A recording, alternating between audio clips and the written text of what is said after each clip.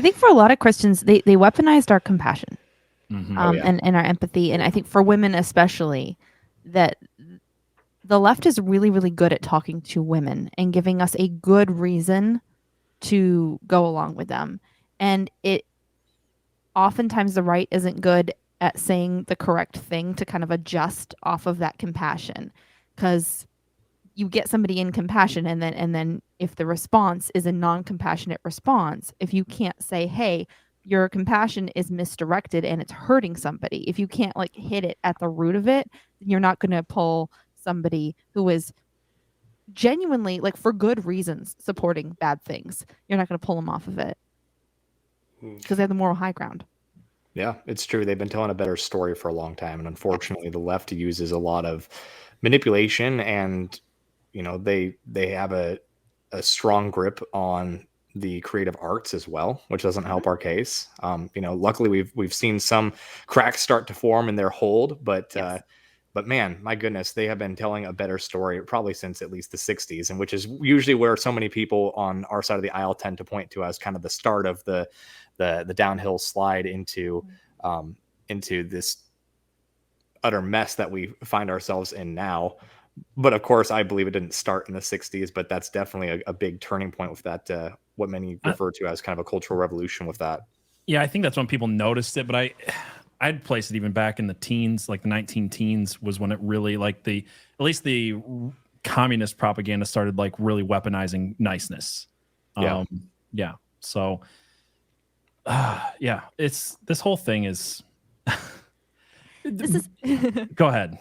This is something that bothers me about conservatism, or the conservative space, especially on at least on Twitter, is that we recognize that women vote Democratic, and we don't recognize that it is a good thing about women that is being weaponized to a bad end. And instead it's just like, women suck, they're all Democrats. It's like, well, okay, you're bad at talking to women. You don't have the female vote because you're bad at talking to women about your issues. This is the problem with like the reactionary thing, though, right? Is like the reaction is, here's a bunch of fat, purple-haired lesbians, so we have to be the opposite of that. So let's put a bunch of big-breasted bimbos in American striped bikinis, and we all of a sudden are pushing the sexual revolution as hard as the left is. But we're doing it on we're reactionary. We're doing the equal and opposite, but it's not equal, and it's opposite, but it's not equal. Or it's equally as much the sexual revolution. And what you were saying about compassion, and if the left has a compassionate argument, the right very often will go, well, let's be the complete opposite of the compassionate argument. We don't care. That's not the problem. The problem is not the compassion. The problem is that the lies. You can be compassionate in truth, but it's just so reactionary. With the immigration issue, my compassion was dialed into that. I was like, these people just want to come over here and like work and support their families. And it wasn't until someone is like, Abby, they're driving around without driver's licenses. That like illegal immigration breaks like the fabric of our society. At each, and I was like, oh, that means they can't get like proper medical care. That means that like if they're not properly integrated in this, and so once you gave me a reason for my compassion to like switch sides.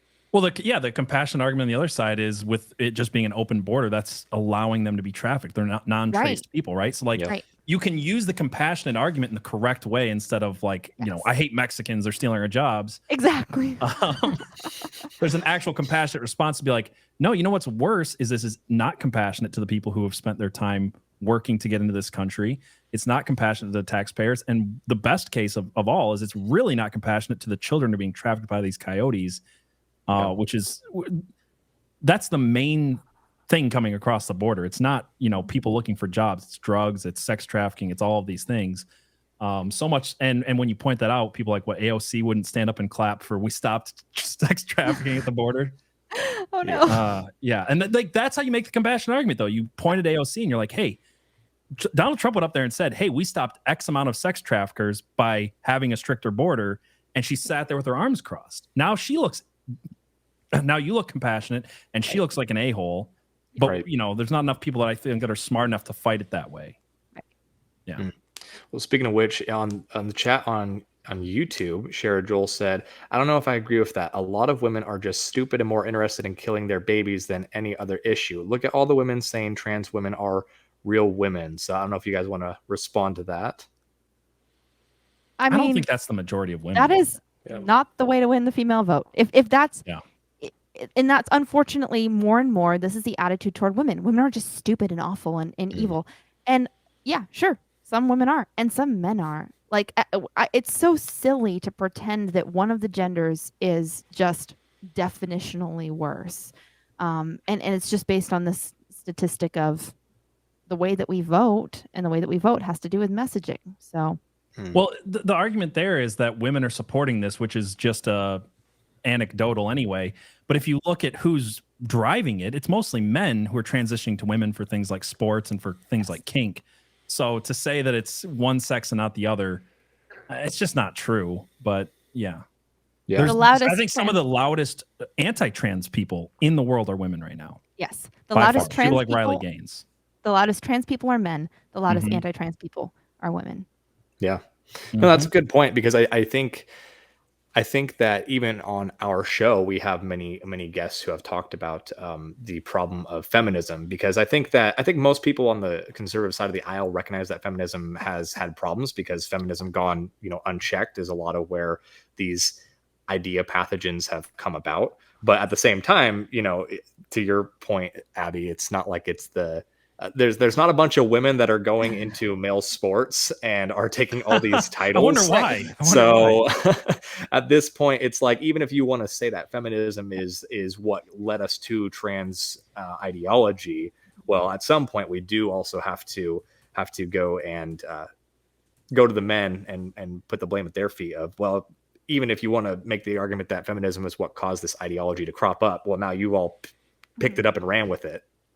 It's funny to me, because the secret patriarchy that runs the society that's evil and right wing, if you look at it, it's like, well, what has the left wing done with feminism? They've told women, hey, it's actually freeing and wonderful and great for you to sell your body to men and become a sex object.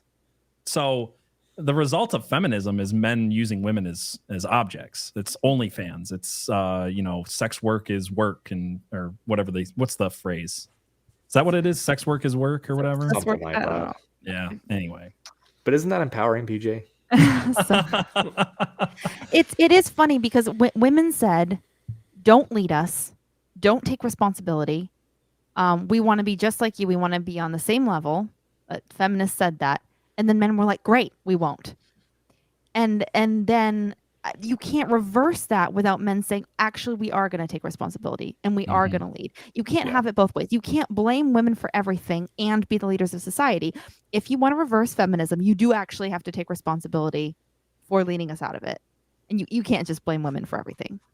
Yeah, I mean, it's definitely, it's going back to the garden, Right. Eve was the one that took the bite, but Adam was the one that stood by and said nothing.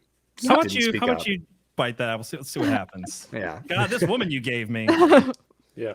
You're real messed up there. Oh my goodness. Yeah. I've always said that the original sin is not Eve biting the apple. It's Adam abdicating responsibility. Yeah.